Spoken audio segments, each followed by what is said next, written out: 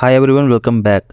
पिछले वीडियो में हमने देखा था क्लासेस और ऑब्जेक्ट को डिटेल में, रियल वर्ल्ड एग्जांपल को भी इम्प्लीमेंट किया था। अगर वो वीडियो नहीं देखा तो चैनल को विजिट करो, नैनोस्टैक डेव स्पेस, वहाँ सारे वीडियोस मिल जाएंगे। इस वीडियो में हम डिटेल में देखने वाले हैं कंस्ट्रक्टर को। So what is constructor? Constructor are special type of function which name same as class name and have no return type.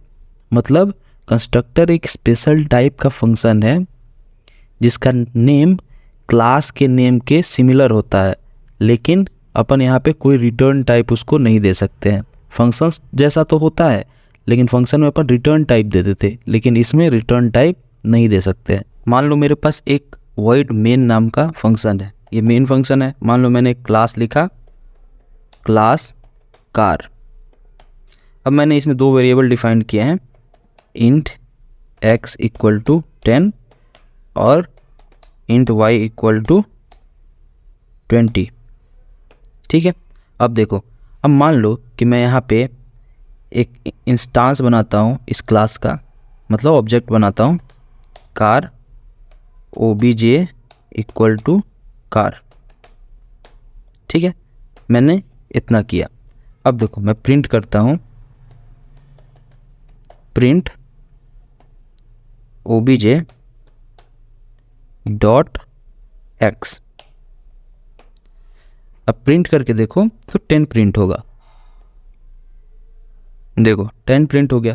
लेकिन तुमने कभी ये सोचा कि अपन जब यहाँ पे कार का ऑब्जेक्ट बना रहे हैं तो ये कोड का कंट्रोल जो कि लाइन बाय लाइन एग्जीक्यूट हो रहा है, मेन से पहले ये लाइन एग्जीक्यूट हुई, तो ये लाइन जब एग्जीक्यूट हुई कोड की, तो अपन कार के कंट्रोल को यहाँ पे जो ऑब्जेक्ट बनाया है, ये कंट्रोल क्लास में कैसे पहुँच गया? तो कंट्रोल कैसे पहुँच गया? तो कंस्ट्रक्टर का यूज़ करके पहुँच गया। देखो यहाँ पे कार तो एक क्लास है, लेकिन अपन मेथड को ऐसे कॉल किया करते हैं डबल पैरेंथेसिस से, पैरेंथेसिस लगा के, सॉरी पैरेंथेसिस का यूज़ करके अपन मेथड को कॉल किया करते थे, देखा था हमने। लेकिन यहाँ पे अपन क्लास को कैसे कर रहे हैं? तो यहाँ पे एक अपन यहाँ पे कर तो रहे हैं, लेकिन दिख नहीं रहा है कुछ, बट यहाँ पे एक छुपा हुआ कंस्ट्रक्टर है जो कि अपने को दिख नहीं रहा है। लेकिन जब भी ऑब्जेक्ट अपन बनाते हैं तो सबसे पहले वही कॉल होता है। तो कैसे होता है? देखो मान लो ये कार है।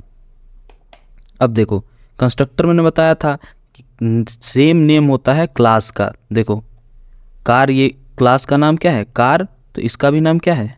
कार। अब अपन यहाँ पे प्रिंट करके देखेंगे, this is constructor, this is constructor. तो क्या हुआ? ये दिख नहीं रहा था, लेकिन मान लो कि मैंने यहाँ पे इसको डिफाइन कर दिया, तो अब ये दिखने लगा। अब मैं अंदर में कुछ भी प्रिंट करा भी सकता हूँ इसके, जैसे मेथड में कराया था अपने, लेकिन कुछ रिटर्न टाइप नहीं दे सकते हैं। तो जैसे ही ये ऑब्जेक्ट क्रिएट हुआ, सबसे पहला जो कॉल होगा क्लास में वो ये कंस्ट्रक्टर कॉल होगा। उसके बाद से जो भी कॉल होना होगा। अब देखो जैसे ही मैंने इसको रन किया तो ये दिस इज कंस्ट्रक्टर प्रिंट होगा, उसके बाद से ये 10 प्रिंट होगा। तो देखो दिस इज कंस्ट्रक्टर, उसके बाद से 10 प्रिंट हुआ। तो कोड के कंट्रोल को अपन क्लास में कंस्ट्रक्टर का यूज़ करके पहुंचाते हैं। अब यहाँ से कोड का कंट्रोल क्लास के अंदर पहुंच गया। इसको बोलते हैं डिफ़ॉल्ट कंस्ट्रक्टर। मतलब ये डिफ़ॉल्ट है, हम हर क्लास के अंदर चाहे तुम डिफ़ाइन करो या फिर ना करो, ये हमेशा रहता है। अगर तुम डिफ़ाइन नहीं करोगे तो इसको कंपाइलर जो कंपाइल करेगा वो डिफ़ाइन कर देगा। अगर तुम डिफ़ाइन कर दिए तो बहुत अच्छी बात है। तो फर्स्ट है डिफ़ॉल्ट कंस्ट्रक्टर। अब सेकंड है पैरामीटराइज्ड कंस्ट्रक्टर। देखो ये जो है, इसमें अपन ने कुछ पैरामीटर में पास नहीं किया है, यहाँ पे सिंपल बस केवल कॉल कर दिया है। लेकिन जो पैरामीटराइज्ड होता है उसमें अपन पैरामीटर पास करते हैं। तो सेकंड है पैरामीटराइज्ड।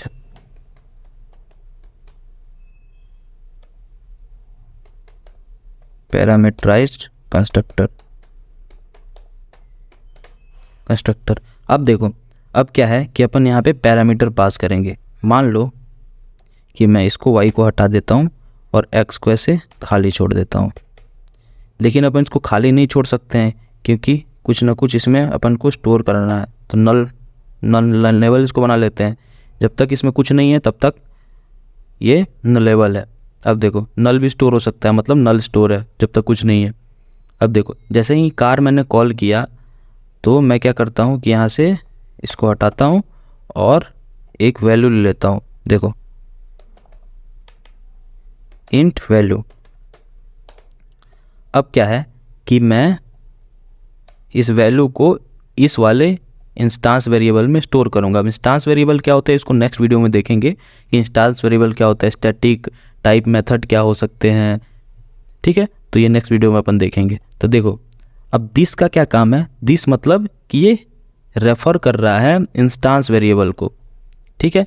मतलब दिस जिसके आगे अपन दिस लगा दिए वो रेफ़र कर रहा है इंस्टांस वेरिएबल को। मतलब दिस मतलब इस क्लास का, दिस एक्स मतलब इस क्लास का एक्स इंस्टांस वेरिएबल। अब देखो जैसे कि this dot X equal to value. अब देखो क्या हुआ कि यहाँ से मान लो मैंने 10 पास किया, छोड़ो मैंने 30 पास किया, मानो 30 पास किया। अब देखो ये क्या होगा कि ये 30 कहाँ जाएगा, जैसे ही मैंने ये एक ऑब्जेक्ट बनाया तो ये 30 पहुँचा इस वैल्यू में। अब ये वैल्यू क्या किया कि ये अपन क्या किए एक्स में वैल्यू को असाइन कर दिया हमने। तो यहाँ से कंट्रोल पहुँचा इस कंस्ट्रक्टर के पास। अब क्या हुआ कि ये वैल्यू x मतलब यहाँ से इनिशियलाइज हो गई।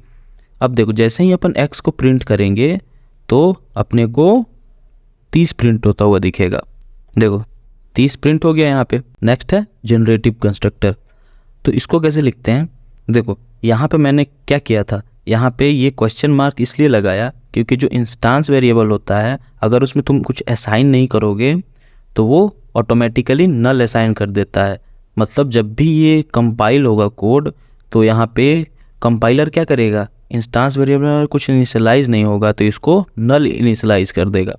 तो अपन इंट में तो नल इनिशियलाइज कर नहीं सकते हैं। तो देखो इसके लिए अपन ने पढ़ा था कि किसी भी डेटा टाइप के अगर क्वेश्चन मार्क लगा दें तो उसमें अपन नल डाल सकते हैं। तो इसलिए यहाँ पे मैंने क्वेश्चन मार्क लगा दिया जिसके वजह से यहाँ पे अपन नल डाल सकते थे। लेकिन जनरेटिव कंस्ट्रक्टर में ऐसा नहीं होगा। तो देखो मान लो मैं यहाँ से इसको हटाता हूँ, इसको यहाँ पेस्ट करता हूँ क्योंकि ये कंस्ट्रक्टर है। अब देखो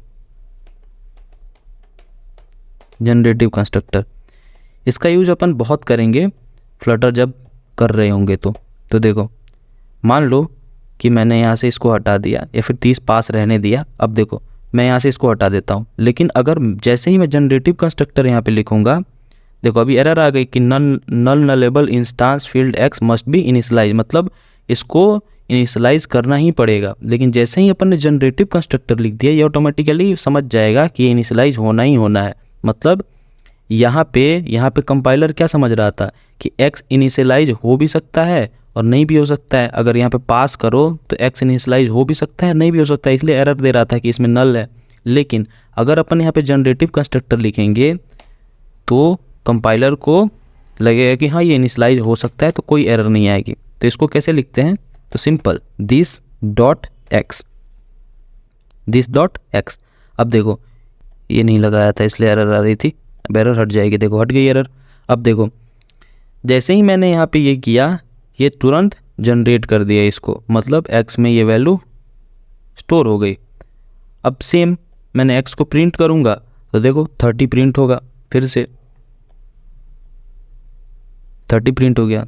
तो ऐसे अपन जनरेटिव कंस्ट्रक्टर का यूज कर सकते हैं, मतलब डायरेक्ट ये इनिशियलाइज हो गया। अब नेक्स्ट है नेम्ड कंस्ट्रक्टर। नेम्ड कंस्ट्रक्टर अब ये क्या होता है, मान लो कि मैंने एक कंस्ट्रक्टर बनाया तो कंस्ट्रक्टर का नेम तो सेम होता है क्लास के नेम से, ये क्लास का नेम है और सेम कंस्ट्रक्टर का नेम भी सेम होता है क्लास के नेम से। लेकिन अगर मैं चाहूँ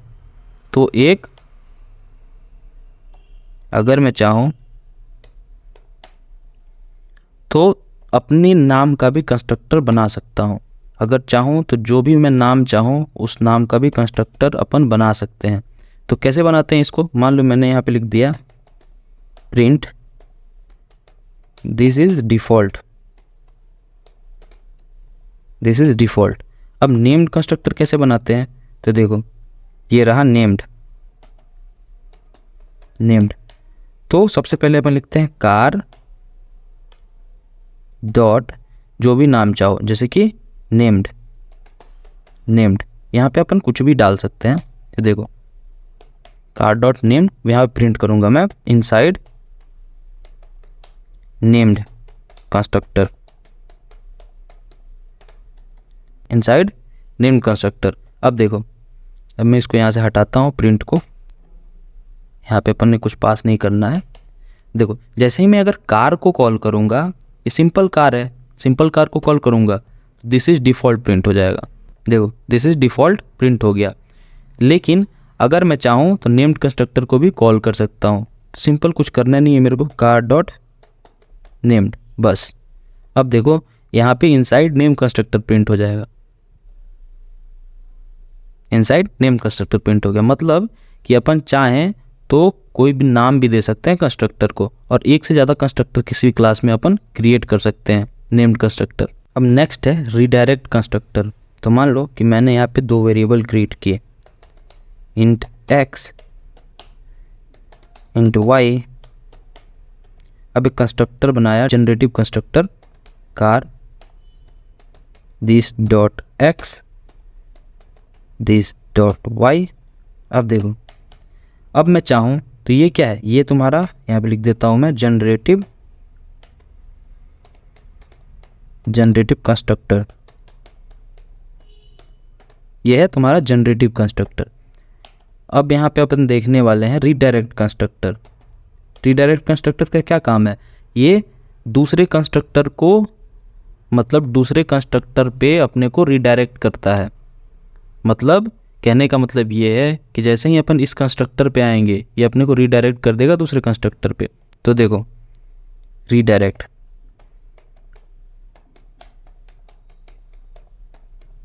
रीडायरेक्ट कंस्ट्रक्टर। अब देखो ये कैसे काम करता है, इसको कैसे लिखते हैं, तो सेम नेम कंस्ट्रक्टर जैसा लिखेंगे, सेम अपन नेम कंस्ट्रक्टर जैसा इसको लिखेंगे, लेकिन एक कॉलम लगा के यहाँ पे इसको इनिशियलाइज कर देंगे, x और y को इनिशियलाइज कर देंगे। मान लो मैं यहाँ पे इनिशियलाइज कर रहा हूँ 2 और 5। अब देखो 2 5 मैंने यहाँ पे लिख दिया, मतलब कि ये क्या किया है, ये कंस्ट्रक्टर यहाँ पे रीडायरेक्ट हो गया। मतलब रीडायरेक्ट कहने का मतलब है कि इस कंस्ट्रक्टर को कॉल कर लिया और यहाँ पे अपन 2 3 पास कर दिए डिफ़ॉल्ट में। मतलब इस कंस्ट्रक्टर में अपन 2 3 पास कर दिए, जो कि यहाँ पे स्टोर हो गई। अब प्रिंट करके देखो, यहाँ पे car dot redirect, car dot redirect. अब देखो मैं प्रिंट करता हूँ, प्रिंट obj डॉट x, एक और कर लेता हूँ, print obj dot y, obj dot y। अब देखो मैं जैसे ही प्रिंट करूँगा तो मुझे 2 और 5 प्रिंट हो जाएगा, 2 5 प्रिंट हो गया, जबकि मेरे को यहाँ से कुछ पास भी नहीं करना पड़ा। यहाँ से मैंने कुछ पास नहीं किया है, जो भी चीज़ें इनिशियलाइज हुई हैं, ये जनरेटिव कंस्ट्रक्टर जो भी चीज़ें इनिशियलाइज जनरेटिव कंस्ट्रक्टर कर पाया है, वो रीडायरेक्ट कंस्ट्रक्टर की वजह से हो पाया है। मैंने यहाँ से रीडायरेक्ट को कॉल किया तो कंट्रोल यहाँ पे पहुँचा रीडायरेक्ट के पास। अब इसने क्या किया, ये दिस कीवर्ड का यूज़ करके इस कार को, कार जो कि जनरेटिव कंस्ट्रक्टर है, इसको इनिशियलाइज कर दिया 2 और 5 से, और ये 2 और 5 यहाँ पे एक्स वाई में स्टोर हो गया। अपन यहाँ पे प्रिंट कर दिया 2 और 5 को। अब नेक्स्ट है कांस्टेंट कंस्ट्रक्टर। कांस्टेंट कंस्ट्रक्टर को अपन क्यों यूज़ करते हैं, जब अपने को मान लो यहाँ पे कॉन्स्ट मैंने लगा दिया, कॉन्स्ट, तो अपन ऐसे यूज़ नहीं कर सकते हैं। देखो लिखा है two positional argument expected by car new but 0 found. अब देखो can't define a constant constructor of a class with non final field। अब देखो क्या है कि पहला एरर है वो किस बात का है कि अपन ने यहाँ पे कुछ पास नहीं किया, जबकि यहाँ पे अपने को 2 चीज़ें इनिशियलाइज करनी है। तो देखो यहाँ पे 2 चीज़ें मैं पास कर देता हूँ, 3 और 6 पास कर दिया मैंने, मान लो यहाँ से पहला एरर हट गया। अब देखो सेकेंड एरर है कि नॉन फाइनल फील्ड को अपन कांस्टेंट कंस्ट्रक्टर से नहीं इनिशियलाइज कर सकते हैं। मतलब कहने का मतलब ये है कि जब भी अपन कांस्टेंट कंस्ट्रक्टर का यूज़ करेंगे तब जो भी इंस्टांस वेरिएबल होगा जो कि क्लास लेवल पे होगा उसको अपने को फाइनल बनाना पड़ेगा। फाइनल, जैसे ही मैंने इन दोनों को फाइनल बनाया ये एरर हट जाएगी। देखो एरर हट गई। मतलब कि जब भी अपन कांस्टेंट कंस्ट्रक्टर यूज़ करेंगे तो जितने भी इंस्टांस वेरिएबल होंगे वो फाइनल होने चाहिए। अब इसको रन करोगे तो 36 प्रिंट हो जाएगा। देखना 36 प्रिंट हो गया। नेक्स्ट होता है फैक्ट्री कंस्ट्रक्टर। फैक्ट्री कंस्ट्रक्टर, अभी तक अपन ने देखा कि कोई भी कंस्ट्रक्टर हो, कोई भी कंस्ट्रक्टर है वो कुछ रिटर्न नहीं कर सकती है। मतलब कुछ रिटर्न नहीं कर सकती है। इसके डेफिनेशन में ही अपन ने पढ़ा था कि कोई भी फंक्शन जैसा ही होता है जिसका नेम क्लास के नेम से सिमिलर हो और वो कुछ रिटर्न टाइप नहीं होल्ड करती हो तो उसको अपन कंस्ट्रक्टर बोलते हैं। लेकिन फैक्ट्री कंस्ट्रक्टर जो है वो कुछ रिटर्न कर सकता है। क्या रिटर्न करेगा? क्लास का इंस्टांस, मतलब क्लास के इंस्टांस को वो रिटर्न कर सकता है। अब देखो यहाँ पे ये मेरा सिंपल कंस्ट्रक्टर है, डिफ़ॉल्ट कंस्ट्रक्टर है, ये सॉरी जनरेटिव कंस्ट्रक्टर है। अब देखो मैंने फैक्ट्री कंस्ट्रक्टर कैसे लिखना है तो अपन यूज़ करेंगे factory keyword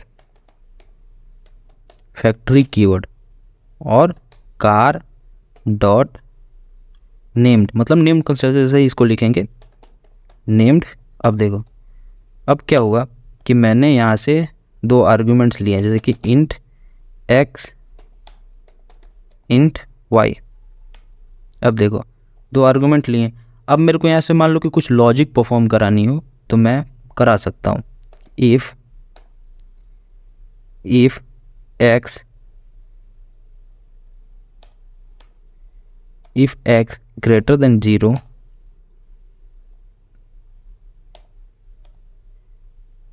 and y greater than 0,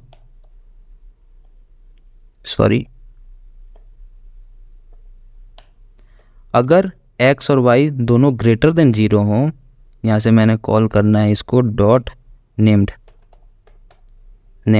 अब ये एरर हट जाएगी। Body might complete normally causing null to be return. देखो यहाँ से अपन फैक्ट्री यूज़ कर रहे हैं तो कुछ ना कुछ अपने को रिटर्न करना पड़ेगा। तो देखो मान लो कि अगर ये x बड़ा है 0 से और y भी 0 से बड़ा है तो अपने को क्या करना है? अपने को इसमें रिटर्न करना है रिटर्न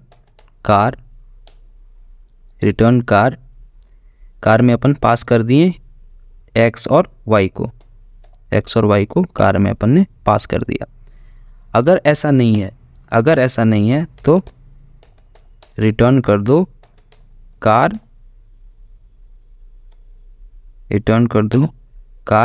और इसमें अपन ने पास कर दिया 10 और 20। अब देखो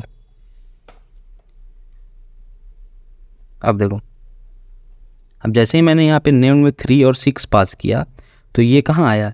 ये यहाँ पे आया और चेक हुआ कि अगर x बड़ा है y बड़ा है तो अपने को क्या करना है? अपने को ये 3 6 कार में पास कर देनी है, मतलब रिटर्न कर देनी है। तो यहाँ से कार से इनिशियलाइज हो गया x और y। जैसे ही अपन ने यहाँ पे प्रिंट किया तो 3 6 प्रिंट हो जाएगा। तो देखो अगर मैं यहाँ पे प्रिंट करूँ तो 3 6 प्रिंट हो गया। लेकिन यहाँ पे चेक क्या हो रहा है कि अपन यहाँ पे निगेटिव वैल्यू पास नहीं कर सकते हैं। जैसे ही मैंने यहाँ पे -3 पास किया तो देखना क्या प्रिंट होगा? 20 यहाँ पे प्रिंट हो गया। तो क्यों हुआ ये? यहाँ पे चेक हुआ कि अगर दोनों में से कोई भी नेगेटिव आया तो यहाँ पे रिटर्न हो जाएगा कार 10 20, नहीं तो रिटर्न होगा कार XY। और ये कार XY कहाँ जाएगा? यहाँ पे जाएगा और यहाँ पे x और y को इनिशियलाइज कर देगा और यहाँ पे अपन ने उसको प्रिंट कर दिया है। तो अपन फैक्ट्री कंस्ट्रक्टर का यूज़ तब करते हैं जब अपने को कार मतलब क्लास के इंस्टांस को रिटर्न करना होता है और यहाँ से अपन कुछ रिटर्न नहीं कर सकते हैं, बस इसी क्लास के इंस्टांस को ही रिटर्न कर सकते हैं फैक्ट्री कंस्ट्रक्टर का यूज़ करके। तो अपन ने यहाँ पे डिटेल में कंस्ट्रक्टर को देखा। इतना डिटेल में एक वीडियो में पूरे यूट्यूब पे डार्ट में तुमको कंस्ट्रक्टर कंसेप्ट सीखने को नहीं मिलेगा। तो इस वीडियो को अगर वीडियो अच्छा लगा हो तो लाइक करो और चैनल को सब्सक्राइब करो। मिलते हैं नेक्स्ट वीडियो में। अपन नेक्स्ट वीडियो में पढ़ेंगे इंस्टांस वेरिएबल क्या हो सकते हैं और स्टैटिक फंक्शन क्या हो सकते हैं, इसके बारे में अपन नेक्स्ट वीडियो में पढ़ेंगे। तो मिलते हैं नेक्स्ट वीडियो में। Till then keep coding. Thank you.